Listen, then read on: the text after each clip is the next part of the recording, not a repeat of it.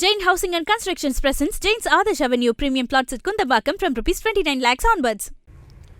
தேனி மாவட்ட மேற்கு தொடர்ச்சி மலையை ஒட்டியுள்ள பகுதிகளில் கொட்டி தீர்த்த கனமழையால் சுருளி அருவியில் ஆர்ப்பரித்து நீர் கொட்டி வருகிறது.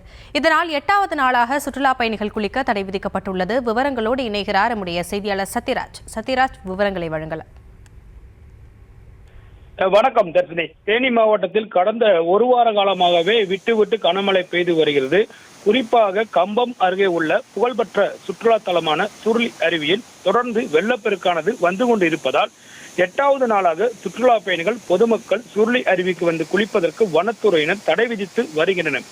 குறிப்பா மேற்கு தொடர்ச்சி மலை ஒட்டிய பகுதியிலான மேகமலை, மணலார், அப்பர் மணலார், தூவானம், ஈத்தக்காடு, சுருளிமலை, மகாராஜா மெட்டு ஆகிய பகுதிகளில் தொடர்ந்து கனமழை பெய்து வருவதால் சுருளி அருவிக்கு வரக்கூடிய நீரானது வெள்ளமாக தற்பொழுது ஆக்ரோஷமாக தண்ணீர் கொட்டி வருகிறது.